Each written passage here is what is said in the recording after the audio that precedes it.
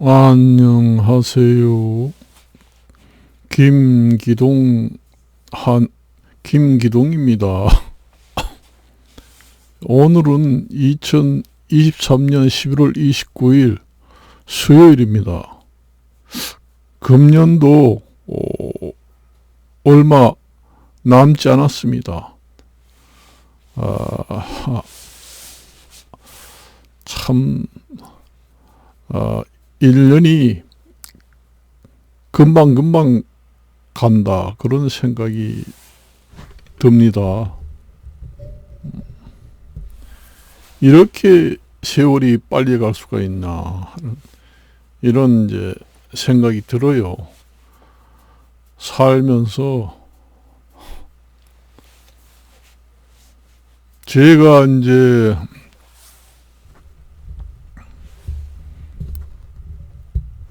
여러 가지 유튜브를 촬영하고 그렇게 합니다. 제가 유튜브에서 이야기할 거리라는 게 옛날에 있었던 에피소드, 그러니까 일화, 잘 알려지지 않은 일화, 에피소드, 숨겨진 이야기, 그런 이야기를 갖다가 이제 자주 합니다.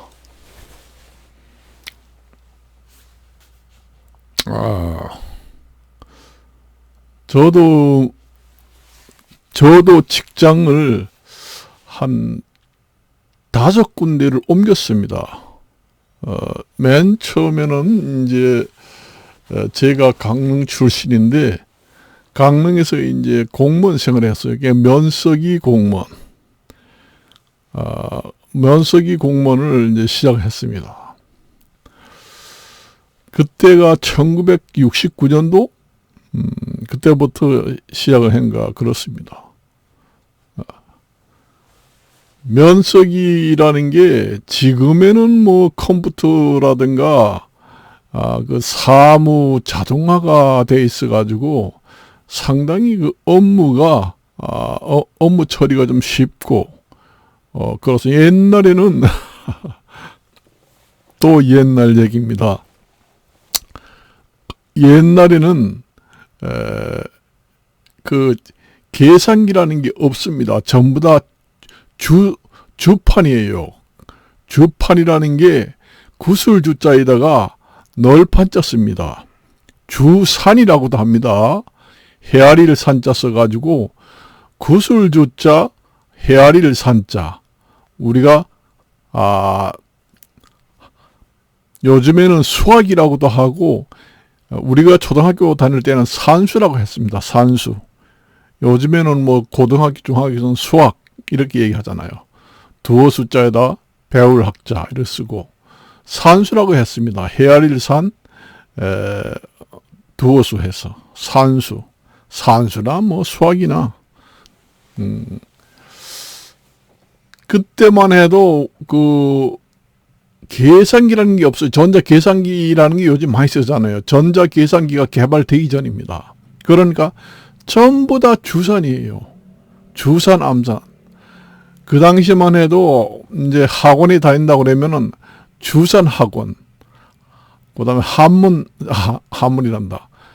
주산 학원, 암산 학원, 이런 데 주로 갔습니다. 제가 여기 서울에 올라와서도 저희 아이들도 제가 30대 됐을 때, 서울에 왔을 때도 이제 주산 학원, 암산 학원에 이제 가서 학원에 보내서 거기서 이제 그때는 전부 다 주산 학원, 암산 학원에 보냈습니다. 그래야 머리가 좀 잘 돌아가고 산수도 잘 한다.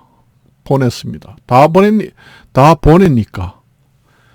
요즘에는 주산이라는 게, 옛날에는 주산 급수 시험을 봤습니다. 그래서 상공회의소에 주산 급수 시험을 봐가지고 전부 다 등록이 되었습니다. 지금의 한자 급수 시험 보는 것처럼 대한상공회의소에서 그 주산 급수시험을 봐가지고 거기에 등록이 돼 있는 사람도 많습니다. 지금의 한자 시험을 우리가 1급, 2급, 3급 봐가지고 국가공인 한자 자격 시험을 봐가지고 상공회의소에서 봐가지고 등록하는 것처럼 주산도 그 급수 시험을 봐가지고 그 등록이 된 사람도 많습니다. 그래서 그때는 이제 상업고등학교에서는 주산을 잘 해야 합니다. 그래서 이제 은행원 같은 데 들어가려면은 주산 급수가 높고 잘해야지만은 은행에 들어갈 수 있었습니다. 옛날에는.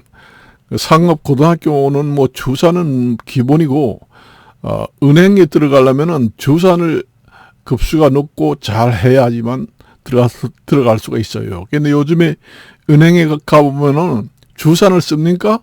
안 써요. 안 씁니다. 저도 그 처음에 1970년대 이 공무원 생활을 했는데 그 이제 면사무소 가도 그 전자계산기는 그때는 개발이 안 됐기 때문에 전자계산기라는 게 없었습니다. 그때 전부 다 그 이제 그 뭐 문서 작성하고 보고서 작성할 때 전부 다 그 주산을 가지고 이제 계산을 해가지고 이제 그 전부 다 보고서를 작성했어요. 월급을 줄 때 그 총무계에서 그 회계를 보는 직원들도 전부 다 그 주산을 갖다가 저기 튕겨가지고 전부 다 계산을 해가지고 봉급을 내주고, 그때만 해도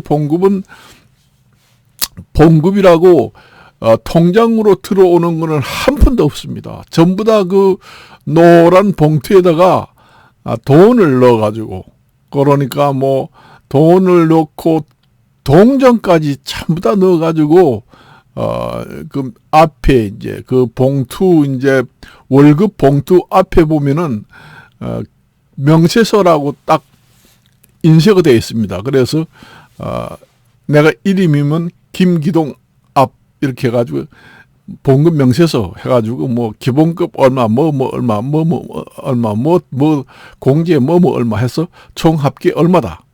그때 제가 봉급을 받은 게 12,350원씩 받았는가 그렇습니다. 그때만 해도 통장으로, 요즘에는 다 그 통장으로 전부 다 봉급을 넣어주잖아요. 그런데 제가 처음에 할 때는 그 통장으로는 전혀 봉급을 넣어주는 제도는 없었어요. 전부 다 그 현금으로 봉투에, 노란 봉투에다가 넣어가지고 줍니다. 줘요. 오늘이 월급날이니까 월급 받으러 오세요 이러면서 가서 이제 받아가지고 주머니에 넣어가지고 이제 갑니다. 그리고 가져가면 이제 집에 가도 월급 탔다고 내놓을 때 마누라한테 봉투를 내놔요. 봉투를 내놓습니다. 그것도 사람이 사는 사람도 별의별 사람 다 있잖아요. 세상 사는 사람도 별의별 사람이 있듯이 그것도 월급 봉투 새로 한 개 달라고 회계 직원한테 얘기를 해요. 그러고는 명세서를 거기다가 이제 그 명세서 그대로 쓰지 않고 좀 변경해서 써가지고 돈을 좀 뺍니다. 비상금을 이제 챙기려고. 와이프한테 저기 전부 다 주고 돈을 좀 얻어 쓰기는 힘드니까, 만일에 뭐 15,000원, 17,500원을 월급 받았다 그러면은 12,000원 월급을 받았다 하고 5,000원은 이제 명세서를 그럴듯하게 계산해서 써서 금액만 딱 맞추고는 5,000원을 빼가지고 비상금으로 챙깁니다. 그런 남자들도 있었어요. 근데 그 당시는 그렇게 하는 사람이 거의 없었습니다.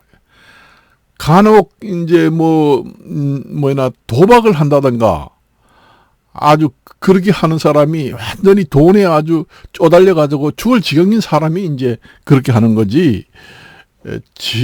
요즘처럼 사기도 없고 사람들이 순진하고 아내의 말이라면 하늘같이 여기고 가족을 위해서는 희생을 하는 정신으로 옛날에는 그 남자들이 살았기 때문에 그 봉급을 속여가지고 돈을 중간에서 빼가지고 쓴다는 거는 상상을 못합니다. 남자들이 그래요.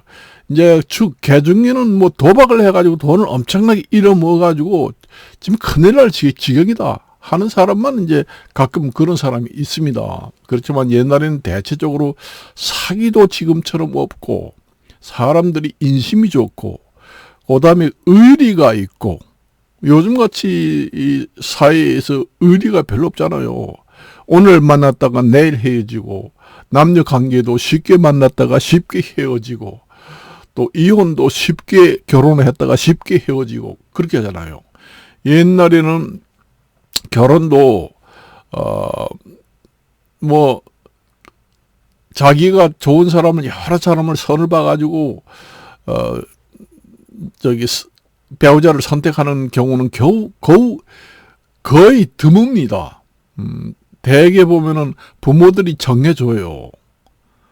그러니까 이 여자, 저 여자, 저 남자 여러 명, 수십 명을 101번째 선을 왜 영화 제목에 보면은 101번째 선을 보고도 결혼을 못한 여자 이런 제목으로 영화의 제목으로 나온 경우도 있습니다. 그거는 그 당시가 아니고 나중에 이제 결혼 제도가 좀 개방이 되고 이제 변화가 되면서 그렇게 이제 선을 많이 본다. 그 선을 본다는 거는 한자로 먼저 선자입니다.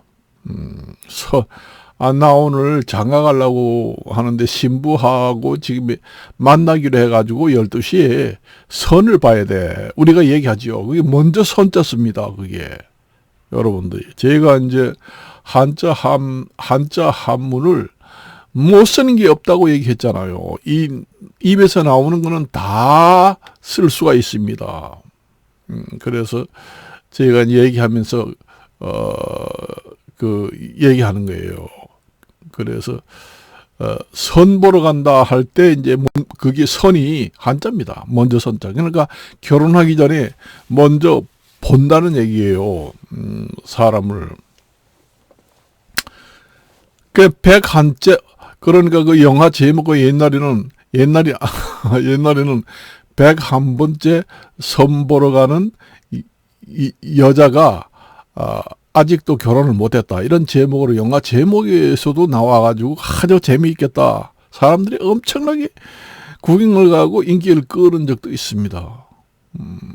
그거는 옛말이고, 그거는 좀, 그래도 좀 많이 현대화된 후에 있은 일이고, 아주 옛날에는, 여자를 여러 번 보지 못합니다. 대개 보면 부모가 점지를 해줘요. 저 집에 규수가 있다. 그 규수라는 게 바로 그 안방 규자 씁니다. 그러니까 여자들은 정말로 옛날에는 곱게 자라고 그런 사람들은 안방에서만 처박혀서 곱게 자란 여자를 옛날에는 최고의 신부감으로 쳐줬어요. 그래서 그때의 얘기가 규수라는 얘기가 나옵니다. 그 안방규 규자 씁니다. 안방규자를 쓰고 이제 빼어날 숫자 쓰는 규수입니다. 그래서 저기 도란 건네집에 아주 과연한 그 규수가 있다는데 하는데 그 과연이라는 게 그 예과자를 씁니다. 예과자를 써요. 그래서 과년이라 하면은 이제 결혼할 나이가 된 처녀를 갖다가 과연이다. 이렇게 이제 얘기를 합니다. 그 애과자가 이제 말하자면은 우리가 파자를 해 보면은 8팔자가 2개입니다. 그러니까 16입니다.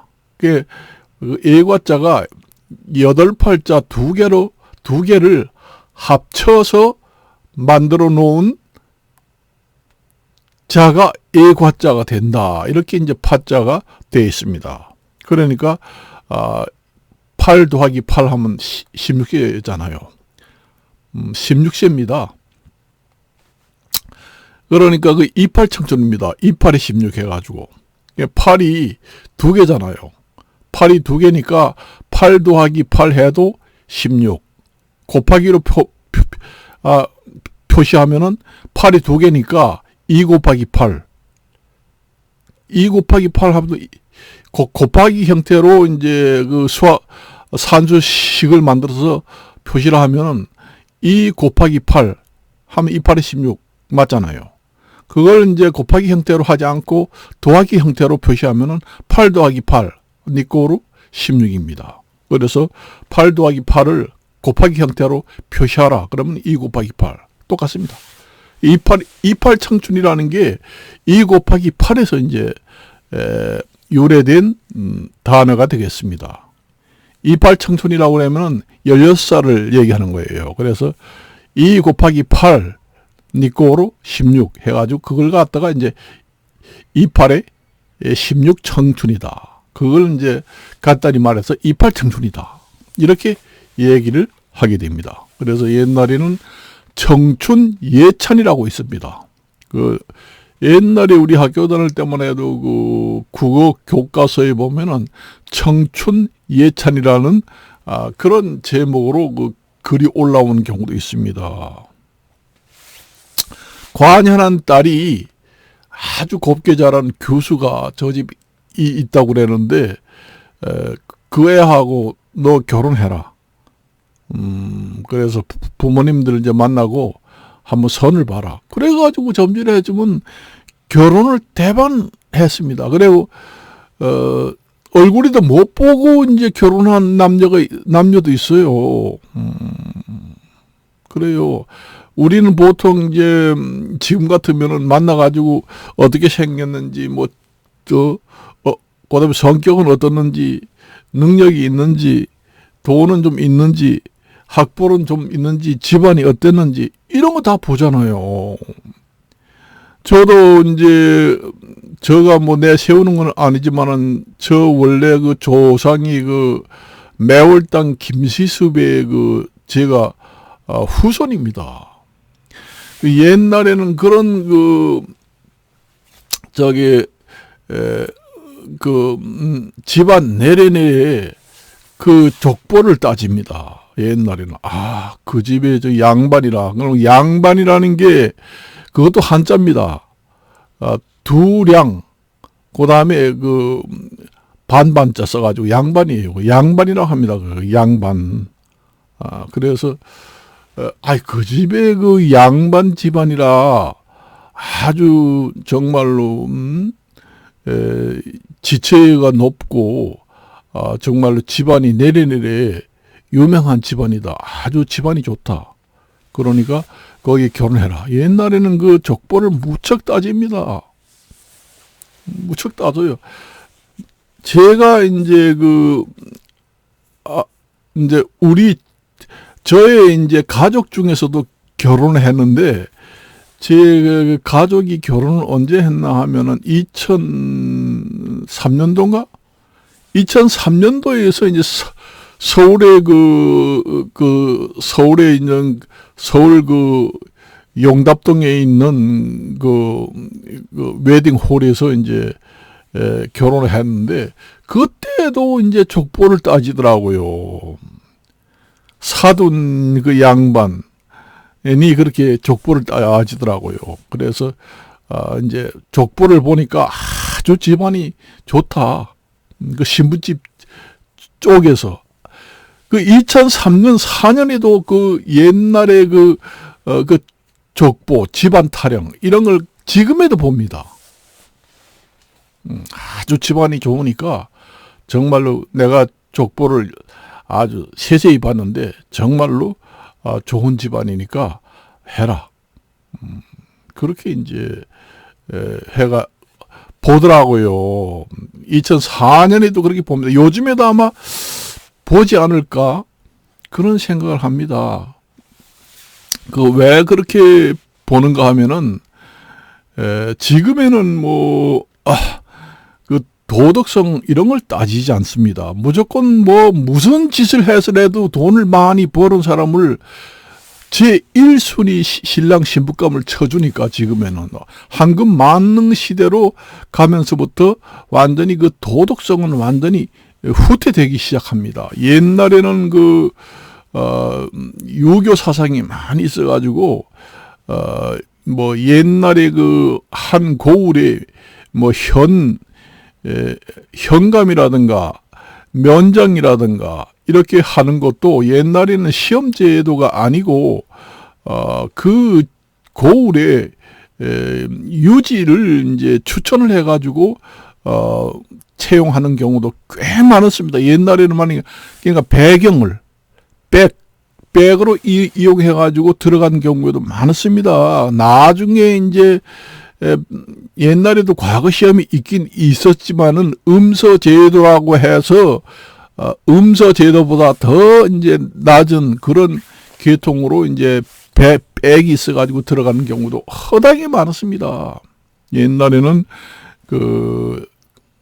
과거 시험이 정식으로 과거 시험도 있었지만은 집안이 아주 정승까지 하고 이런 집안들은 음서 제도라 해가지고 채용하는 것도 좀 쉽게 이제 과거 시험에 응시에 들어가고 그보다 또 한 단계 낮은 여러 가지 배경으로 들어가는 것도 많았습니다. 그래서 옛날에는 자녀들이 도덕성, 효도심, 부모 공양, 부모님 잘 모시고 효자 이런 걸 결혼 대상에서 제1순위로 쳐줬습니다.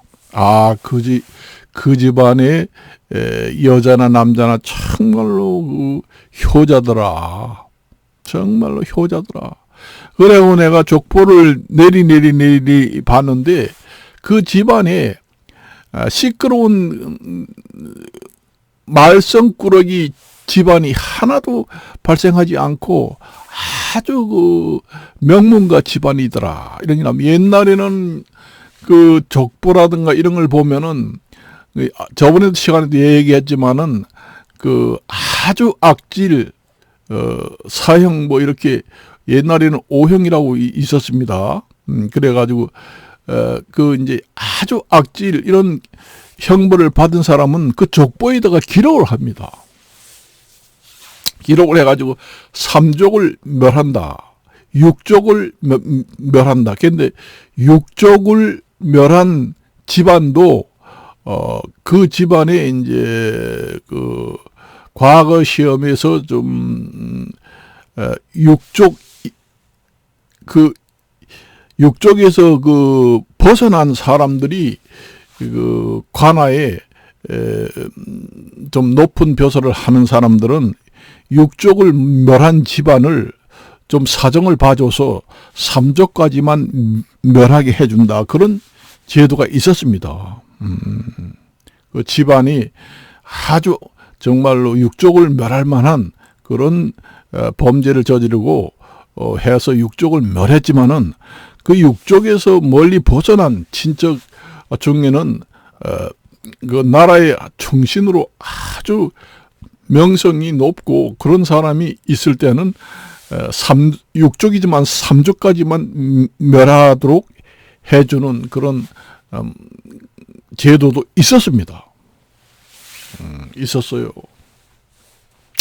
그래서 옛날에는 족보를 따지고 그런데 옛날에는 결혼 상대를 제1순위가 요즘에는 황금 만능주의 시대이기 때문에 예의라든가 예의범절, 효자 이런 건 따지지 않습니다. 그거는 완전히 옛날 말입니다.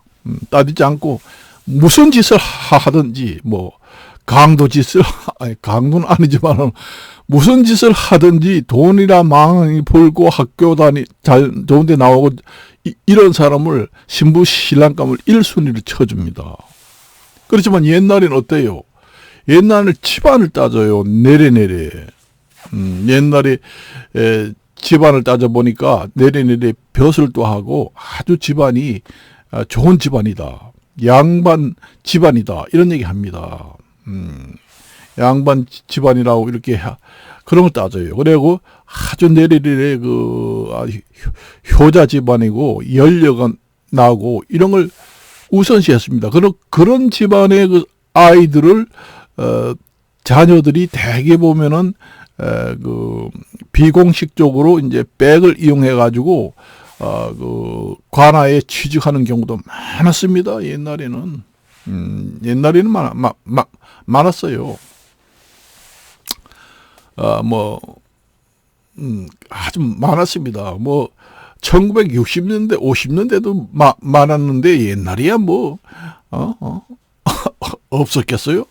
엄청 많았어요. 그러니까 자연히 사람들이 온순하고 도덕성을 강조하게 됩니다. 내가 출세하고 밥벌이하고 결혼을 잘하려면은 내가 정말 효도심을 좀 많이 북돋우고 예의 바르고 아주 바르게 행동하고 양반 집안으로서 품위를 지키면서 살아야 된다는 것이 아주 머릿속에 강하게 맴돌던 시대입니다.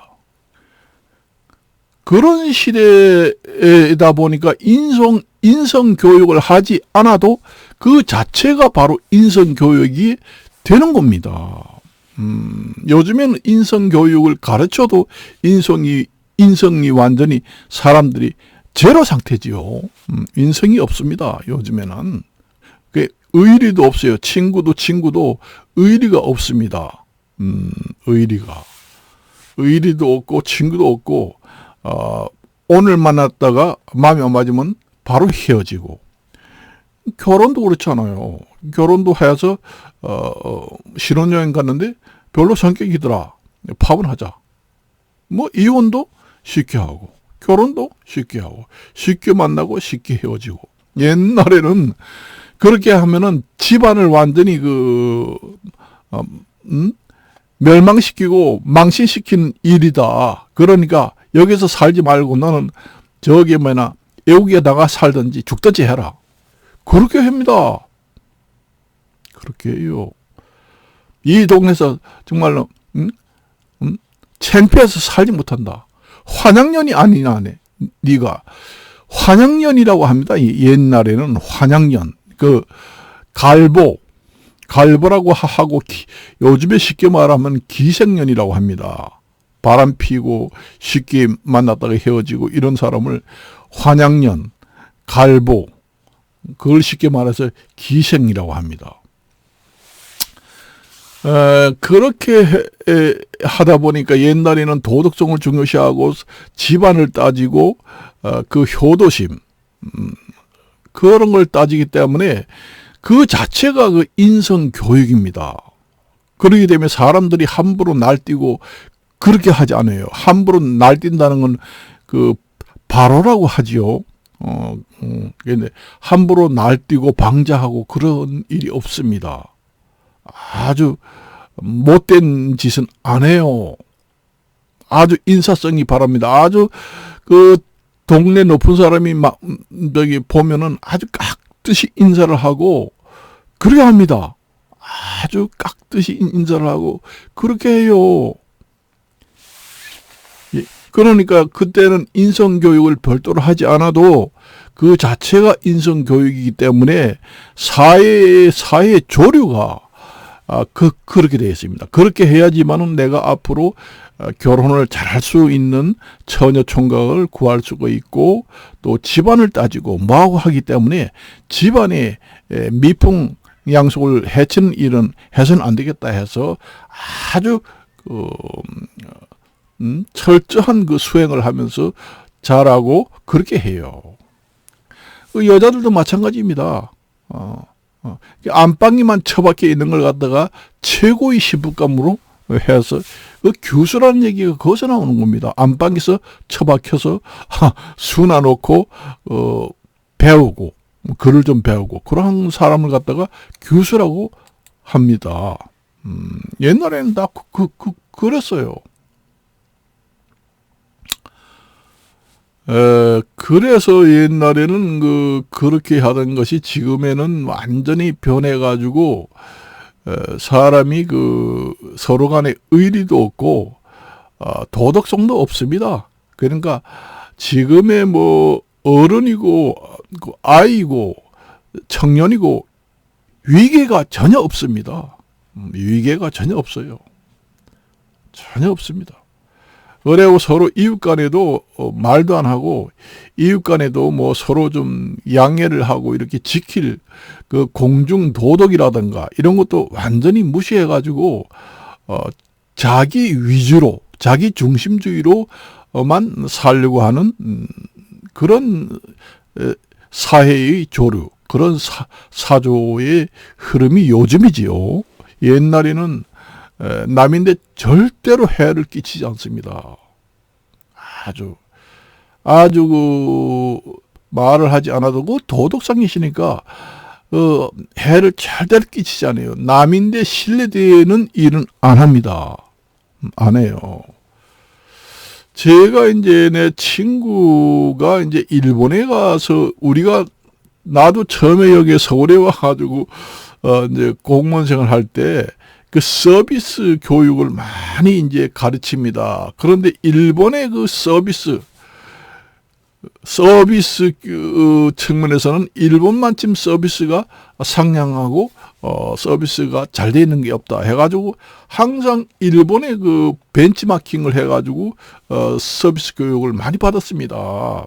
일본 같은 데도 1970년대에 제가 여기 서울에 와서 이제 80년대에 들어왔나 와서 했는데 서비스 교육을 많이 했잖아요. 저 서울 지하철 공사에서 이제 근무를 했는데 그 서비스 기관이잖아요. 그러니까 서비스 교육을 많이 받았습니다. 그런데 일본 얘기를 많이 하더라고요. 일본의 서비스 질이라는 거는 우리가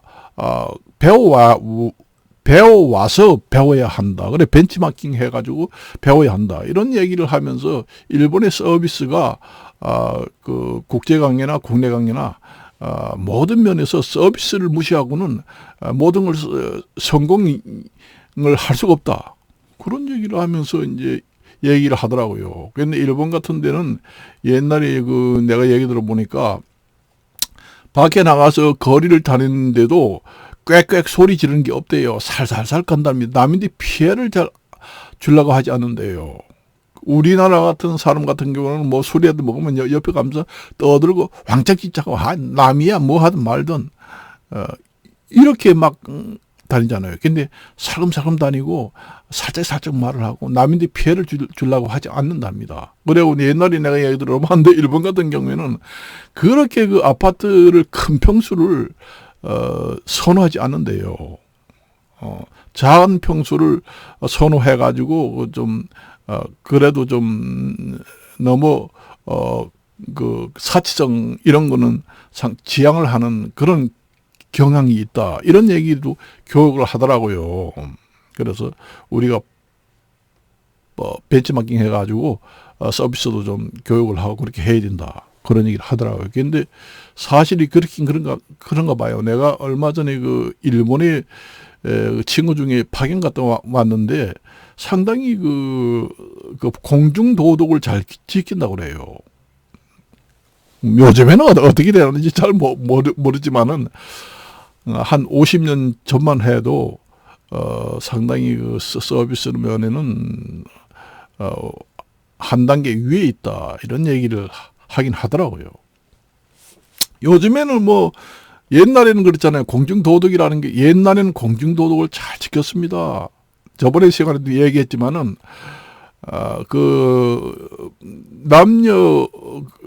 남존 여비 사상이 있어가지고, 아침에 처음에 이제 남자가 출근을 할 때 길을 여자가 가로질러서 끊지 말아라. 이런 얘기를 부모님이 항상 하더라고요. 남자가 이제 아침에 일하러 나갈 때 여자가 물동이를 이고 물 길러 갈 때 보면은 이 열십자로 된 그런 길도 있잖아요. 그런데 남자가 이제 지나가기 전에 싹 먼저 길을 잘라서 지나가지 말라라. 저쪽 이래 봐가지고 남자가 오면은 지나간 다음에 나중에 건너가라. 이런 얘기를 하더라고요. 그러니 공중도덕을 얼마나 잘 지키고 남인데 피해를 안 줍니다. 요즘같이 이렇게 이제 말을 안 듣는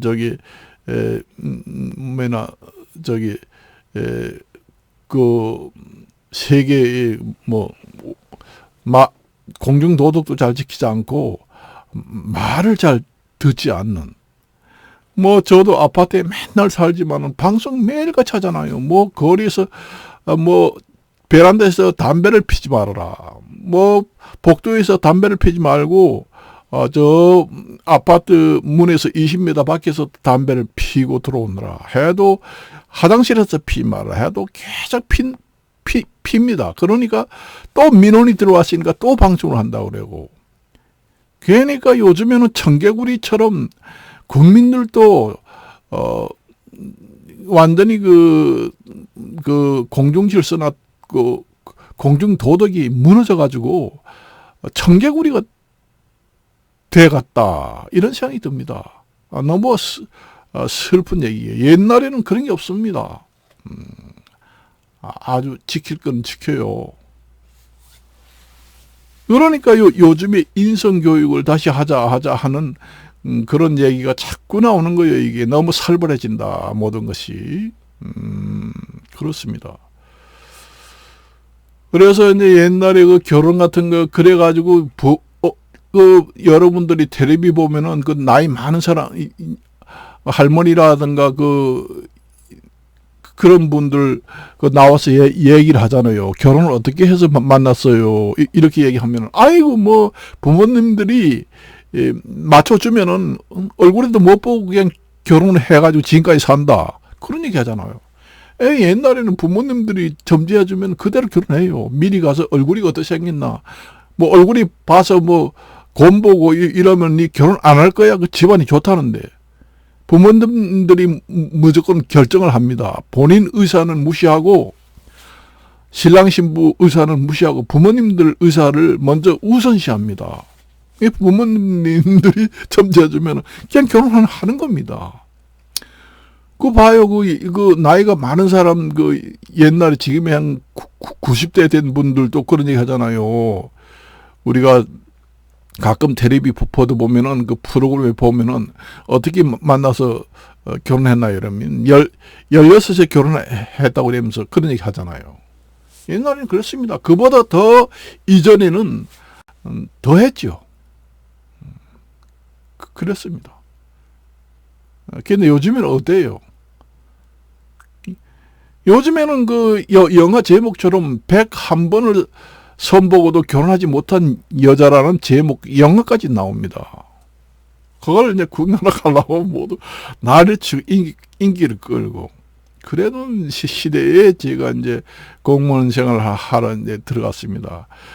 그때만 해도 사무 자동화가 안 돼가지고, 일이 아니라 천지에 깔린 게 일이다, 이런 얘기 합니다. 그래서 일이 너무 많아가지고, 이제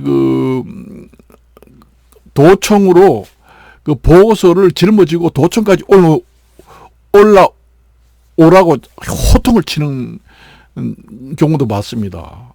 보고 기한이 지났는데 아직까지 보고를 하지 않고 있다고 이러면서 당장 그 보고서를 짊어지고 도청까지 전부 다 올라와서 밤새 근무를 해가지고 보고해라, 이렇게 이제 하달된 경우로 울면서 보따리를 싸가지고 가는 경우도 있었습니다. 정말 이건 내가 지어낸 것이 아닙니다. 저도 거기서 근무할 때 만날 그 주산을 갖다 튕겨가지고 보고서는 이렇게 쌓였는데 그걸 다 해내기라는 건 쉽지 않습니다. 그래서 보고를 못 하는 거지요. 요즘 같이 컴퓨터를 전부 다 입력을 시켜가지고 사무 자동화가 되면은 아무리 그 업무량이 많더라도 간단히 할 수가 있잖아요. 그런데 옛날에는 전부 다 완전히 주산을 튕겨가지고 수기를 해가지고 옛날에 컴퓨터 양식이라고 있나요? 가리방을 이제 옛날에는 보고 양식이라는 거에 지금은 전부 다 컴퓨터에서 지금의 양식을 전부 다 프린트 해가지고 이제 보고서를 작성해서 보고를 하잖아요. 쉽잖아요. 근데 옛날에는 컴퓨터라는 게 아예 없고 가리방이라고 있었습니다. 제가 원래 글씨를 잘 쓰기 때문에 양식을 이제 많이 가리방을 했어요. 가리방이라는 거는 새로 된 연필이 있습니다. 그리고 이제 가리방을 긁는다고 하는데, 가리방 종이라는 게 양초 있잖아요. 양초를 갖다가 완전히 종이를 만든 게 있습니다. 그걸 이제 끝이 가리방 연필을 갖다가 초를 긁어냅니다. 그러면 초를 긁어내는 데에 이제 초를 긁어내는 게 글씨를 쓰는 거예요. 그래가지고 나중에 인쇄할 때 인쇄하는 기름을 거기에다 이렇게 바르면은 그게 이제 종이에 통과하면서 글씨가 거기에 파인 대로 싹 나오면서 글씨가 나오게 인쇄가 됩니다. 가리방을 긁어가지고 옛날에는 한 장 한 장씩 이제 그렇게 이제 양식을 만듭니다. 제가 1960년대에 학교에서도 시험을 볼 때 전부 다 그런 식으로 했어요. 전부 다 요즘에 이렇게 컴퓨터로 전부 다 시험 문제를 발행해가지고 100% 하지 않고 전부 다 가리방으로 긁어가지고 시험 문제를 전부 다 내가지고 시험을 봅니다. 그래 가리방을 갖다가 긁어가지고 인쇄를 하다 보니까 그게 글씨가 잘 보이지 않습니다. 그러면 잘 보이지 않는 사람들 읽어줄 테니까 손들어 하면 이제 여기가 잘 안 보입니다. 그러면 이제 선생님이 읽어주고 그렇게 했습니다. 가리방을 긁어가지고 이제 그렇게 했어요. 인쇄라는 게 별도로 없습니다. 인쇄라는 게 그래요. 옛날에는 전부 다가. 그러니까 업무량이 얼마나 많겠어요. 업무량이 얼마 되지 않지만은 시간이 많이 걸린다는 얘기죠. 그러니까 보고를 제때 못하는 경우도 허다하게 많습니다.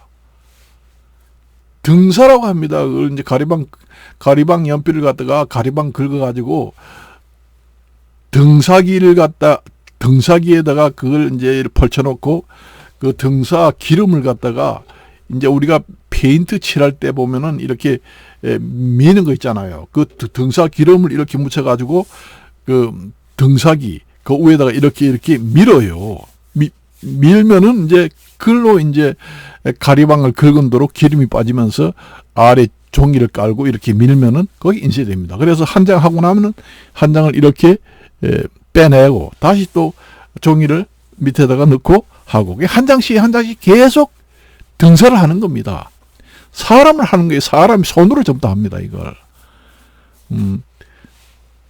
등사하는 인쇄 기름을 롤처럼 생긴 페인트 칠할 때 롤처럼 생긴 거 이렇게 기름을 이렇게 해가지고 이제 등사기에다 이렇게 칠합니다. 종이 한 장 넣고 가리방을 이제 그 위에다 놓고 그 위에는 가리방을 그 밑에다 놓고 그 위에는 이제 철사망처럼 먹이망처럼 딱 돼 있습니다. 거기에다가 이제 기름을 갖다 하면은 종이 한 장이 딱 이제 인쇄가 됩니다. 그럼 또 빼놓고 그러면 100매를 하려면 100번을 100번을 해야 됩니다. 그러면 학생이 1000명이라 하면은 1000번을 등사기를 갖다가 사람이 등사하는 인쇄하는 등사기입니다. 자동이 아니라 완전 수동으로 되어 있어요. 그러니까 가리방 연필 철심으로 그 인쇄하는 그 가리방 종이에다가 글자를 새겨 가지고, 그러니까 양초를 이제 양초를 먹인 종입니다. 그러니까 글씨를 그 철사로 이제 양초를 긁어내면은 거기 구멍이 날 게 아니에요.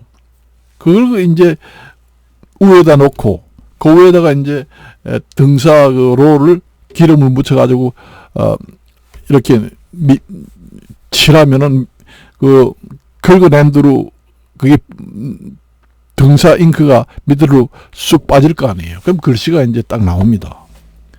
이게 이제 하얀 종이를 갖다가 넣고 또 하고 등사되면 빼내고, 그 밑에다가 한 100장, 200장을 넣고 하고는 인쇄되면 빼내고 하고는 빼내고.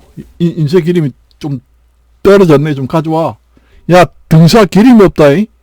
해가지고 좀 부어가지고 이렇게 해가지고 이제 이렇게 해가지고는 이제 칠합니다. 그래서 이렇게 해가지고 하고는 이렇게 해가지고는 빼내요. 등사된 거 또 이어놓고 그래가지고는 이제 또 이래 봐가지고 꾹 누르고는 롤을 갖다 등사 기름 해가지고 등사판에 이렇게 쭉쭉 밉니다. 그러고는 탁 놓으면 이게 올라와요. 올라오면 또 등사된 걸 빼내고 그렇게 합니다. 그러면 500명, 1000명 되는 그 학생 시험지를 다 그런 식으로 해가지고 등사를 해가지고 이제 시험을 봅니다. 그러니 500명 1000장을 놓고 하나하나 전부 다 그런 식으로 해가지고 시험지를 만들어요. 그러니까 그게 지금처럼 정확하게 글씨가 나오지도 않고 잘 안 보이는 데가 생긴다는 얘기입니다. 그러니까 이제 잘 보이지 않는 시험 감독관이 선생님이 잘 보이지 않는 시험지 있으면 손들어 불러줍니다. 그럼 그에다 이제 보이지 않는 걸 연필로 적고 그래가지고 이제 다 됐지? 그럼 시험 쳐. 그렇게 합니다. 옛날에는 그런 때가 있었습니다. 그런 때가 있었어요. 그래서 옛날에는 학교 가면 그 사환이라고 합니다. 선생님들 등사하고 선생님들이 등사하는 경우도 있지만은 말하자면 학교에 심부름꾼 직원이 있어요. 그걸 갖다가 사환이라고 합니다. 그래서 그것도 한자입니다. 그래서 사환이라고 그 직원들이 이제 등사를 해요. 이제 가리방 선생님이 이제 시험 문제 긁어주지요. 가리방 종이를 다 했으니까 등사기도 놓고 시험지를 좀 등사를 해다와. 그러면 이제 심부름꾼 직원이 하게 됩니다. 직접 선생님이 하는 경우도 있어요. 그 시험지가 유출될까봐 하는 경우도 있어요.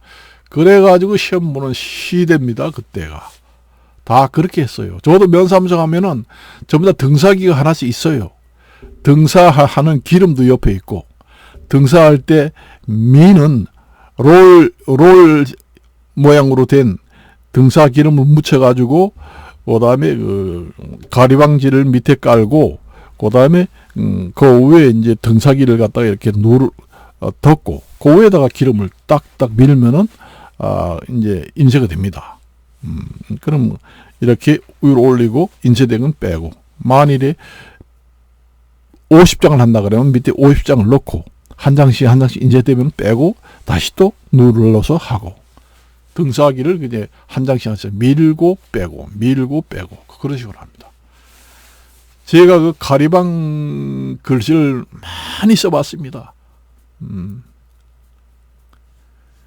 가리방 글씨를 양초를 입힌 그 종입니다.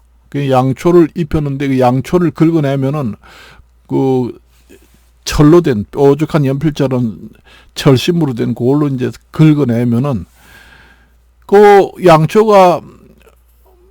양초를 입힌 것이 긁어내면은 고기가 이제 등사 기름을 갖다가 밀면은 골로 이제 등사 기름이 빠질 거 아니에요. 그럼 그 글씨 모양이 딱 나옵니다. 그런 형태로 되는 거예요. 그런 식으로 이제 옛날에는 공문 발행, 공문을 이제 각 동네 뭐 면사무소 이런데 공문을 이제 등사를 해가지고 분배를 할 때도 그런 식으로 합니다. 기한을 해가지고 처음에는 이제 기한을 해가지고 이제 결제를 받아가지고 이제 공문 내용을 이제 가리방을 긁어서 등사를 해가지고 각 면사무소나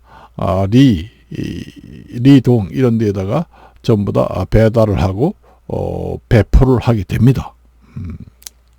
옛날에는 그런 상태입니다. 요즘에는 뭐 프린트기가 있어가지고 다 그렇게 하잖아요. 프린트기라는 게 아예 없어요.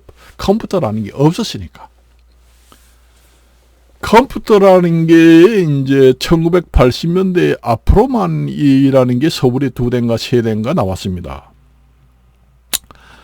1980년대에 그 앞으로만이라는 컴퓨터 이름을 가진 컴퓨터가 최초로 이제 서울에 몇 대밖에 없었습니다. 제가 그때 이제 처음에 사가지고 이제 아이들한테 줬는데 비쌌습니다.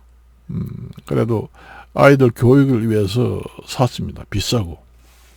지금에도 앞으로만이라고 쳐보니까 그 회사에 아직도 그 명맥이 유지된 회사가 있더라고요.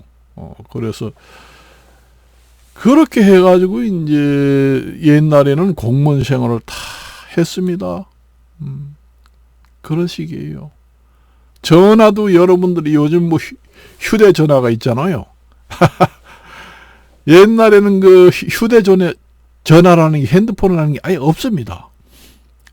전화라는 게 나중에 이제 공중전화라고 해가지고 바깥에 이제 요즘에도 공중전화가 있잖아요. 이래 병원 옆에 이런 데는 있습니다. 그보다 더 이제 구형인 공중전화가 나중에는 생겼지만은 처음에는 공중전화도 없었습니다. 행정전화라는 거는 옛날에 여러분들이 그 가끔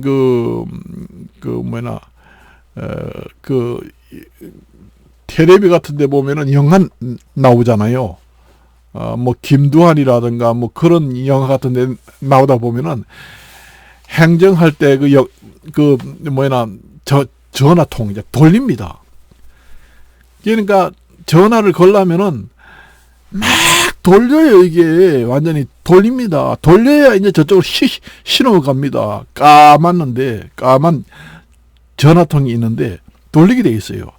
막 돌립니다. 그래가지고 여보세요 잘 들리지도 않고 안 걸린다 그러면 계속 돌리고 이놈의 전화가 왜 이래 행전하는 그렇습니다. 전화 그래가지고 전화도 잘 안 되고 전화를 한 번씩 하려면은 완전히 싸움집에서 싸움하는 것처럼 큰 소리를 질러야지만 들리고 그래요.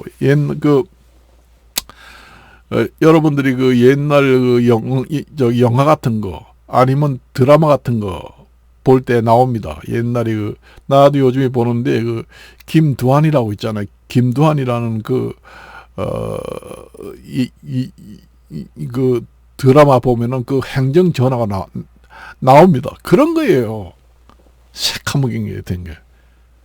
그런 거로 전화하고 그렇습니다. 그 당시에만 해도 그런 전화고 가정집에 전화가 있는 경우에는 거의 드뭅니다. 없어요. 그래서 내가 얼마 전에 그 우체국에서 전보라는 게 이제 없어졌다 이런 얘기 하더라고요. 그때만 해도 이제 그 우체국에서 급하면은 전보로 칩니다. 저도 그 원주 재신청에 근무를 했습니다. 아마 제가 직장을 4군데나 5군데를 이제 다니다가 여러 군데 바꿨다고 했잖아요. 그래서 원주 재신청에도 근무했습니다. 그래가지고 얼마 전에 그 텔레비 보니까 이제는 전보 이런 게 역사 속으로 이제는 사라지게 됐다 이런 얘기 하더라고요. 전보 뭐 이런 게 요즘엔 필요가 없잖아요. 뭐 전부 다 뭐 핸드폰 다 있지. 그러니 급한 일이 있으면 전부 다 전화를 하잖아요. 이제 사람들이 이제 좀 가까운 사람 성의를 이제 생각해 가지고 전보를 이제 치는 경우도 있지만은 이제 전보라는 것을 요즘에는 쓸모가 없어 가지고 이제 제도를 폐지한다고 합니다. 그 당시만 해도 전보입니다. 제일 빠른 게 전보예요. 우측 위에다가 전보를 걸어요. 저도 전보를 해봤습니다. 밤에 근무할 때 전보 치러 가장 많이 와요. 갑자기 사람이 죽었다 그러면. 내가 이름이 김기동이잖아요. 그러면은 이제 원래 그 우체국에 근무하고 원주 전쟁에 근무하는 사람들은 시험을 볼 때 한자 시험을 봅니다. 한자 제가 전문이니까 만점을 받았지요. 그러니까 이제 전보 칠 때 그게 필요합니다. 한자가. 왜 어떻게 치느냐 하나.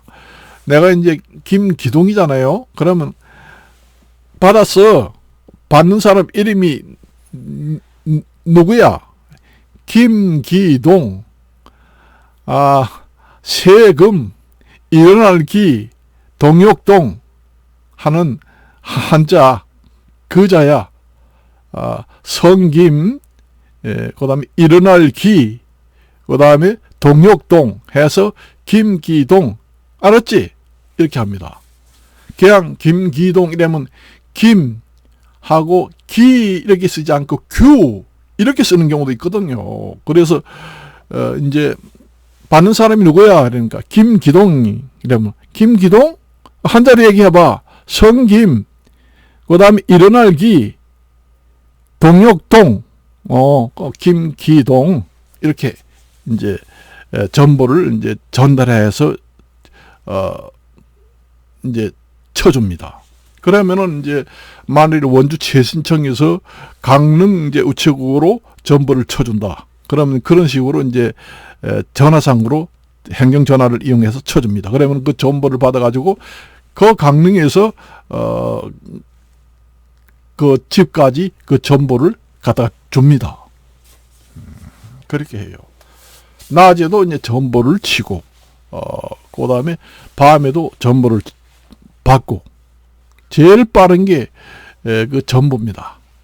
급전이라고 해가지고 대기 보면은 갑자기 죽고 했을 때 그걸 합니다. 그 옛날에는 그 전화가 없잖아요. 죽어도 전보를 치지 않으면은 아마 그 소식을 전할 길이 없거든요. 편지를 이제 써가지고 하려고 그러면은 아무리 빠른 편지를 써서 보낸다고 해도 전보만큼 빠른 게 없어요. 그때는 가장 빠른 통신 수단이라는 것은 전보밖에 없었습니다. 전보가 최고 빨라요. 지금으로 말하면은 전화지요. 그렇게 했어요. 저도 전보를 수백 건, 수천 번을 썼습니다. 그래가지고 몇월 며칠 날 사망했다. 이렇게 해가지고 전보도 그 글자에 따라서 이제 그 전보 이제 수수료가 많이 붙기 때문에 간단하게 명료하게 써달라 그런 얘기 합니다. 그래서 누구누구 사망, 몇월 며칠 사망, 몇월 며칠 사망 이렇게 해가지고 이제 딱 전보를 간략 명료하게 씁니다. 글자 수에 따라서 수수료가 많이 나옵니다. 그래서 전보를 그렇게 써요. 그래서 우리나라는 소리 글자이기 때문에 그냥 말만 해가지고 모릅니다. 그 중국 같은 데는 그 뜻글자이기 때문에 우리나라가 그렇게 이중으로 불러주지 않아도 되거든요. 거기서는 김기동이라고 그러면은 세김 일어날 기 동역동 이렇게만 불러주면 끝입니다. 그렇지만 우리나라는 김기동 한자로 정확하게 다시 불러야지 그렇게 전부 치는 게 우리 방식이 아니야? 이러면서 그럽니다. 그러면 김기동 한자를 잘 모르는 사람은 죽을 지경입니다. 한자 시험을 우체국에 근무하는 사람들은 기본적으로 한자 시험을 봅니다. 옛날에는 우체부라든가 집 배운 그런 사람들은 전부 다 옛날에는 한자로 전부 다 그 편지 봉투했어요. 한자를 모르면은 그 집 주소를 읽지도 못하고 찾아가지도 못합니다. 요즘에는 한자를 잘 안 쓰고 편지 있을 때는 전부 다 한글로 많이 쓰지만은 50년, 100년 전에는 거의 다가 이제 한자입니다. 한글로 안 써요. 한글로 쓰면은 그 한글이 쌍말이다. 그걸 갖다가 쌍말이라는 것은 언문이라고 합니다. 쌍말 언자 써가지고 쌍말 글문 해가지고 쌍말 글이다 하는 걸 언문이라고 합니다. 쌍말 언자 글을 문자 써가지고 언문을 우리 순수한 말로 얘기하면은 그렇다는 얘기예요. 그래서 전부 다 옛날에는 쌍말이니까 편지를 쓰던 뭔데 쓸 때 쌍말을 써가지고 편지 봉투에 쓰면은 품위가 떨어진다. 옛날에는 그랬습니다. 너무 그 우리나라 글을 표발을 하는 시대도 있었다는 얘기입니다. 그래가지고 옛날에 편지 봉투 보면은 뭐 누구 규하, 누구 규중 뭐 이렇게 해가지고 쓰는데 전부 다 한자예요. 한자를 모르면은 우체국에서 근무를 못합니다. 옛날에는 우체부도 정식 직원이 있고 임시 직원, 청문 집배원도 있었습니다. 그래가지고 정식 직원은 이제 공채를 통해 가지고 한자 한문 시험을 봐가지고 통한 직원이기 때문에 한자를 잘 아는데 우체국에 근무하는 직원 중에는 임시직도 있습니다. 그래서 청원 집배원, 청원 우체부도 있습니다. 그런 사람들은 그냥 임시직이기 때문에 시험을 안 보고 그냥 근무하기 때문에 한자를 몰라요. 모르는 사람들이 많습니다. 그 사람들은 소원이 뭔가 하면은 내가 공부를 좀 해가지고 우체부 시험을 봐가지고 정식 직원이 되는 게 내 소원이다. 그렇게 생각합니다. 그러면서 맨날 책을 가지고 다니면서 공부하고 한자 공부하고 그렇게 하는 거 봤어요. 봤습니다. 그래가지고 그 임시직이나 청원 집배원들 우체부들이 한자를 잘 모르면 나인데 가져옵니다.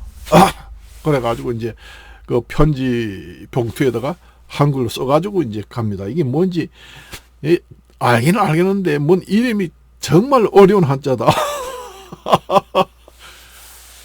그런 경우에도 참 웃지 못할 일화 에피소드가 있습니다. 이런 거는 정말로 유튜브에서 팟캐스트 아니면은 이런 이야기는 들을 수가 없는 이야기입니다. 그래서 오늘은 이까지만 할까 그렇게 합니다. 너무 길면은 좀 그렇습니다. 안녕히 계십시오.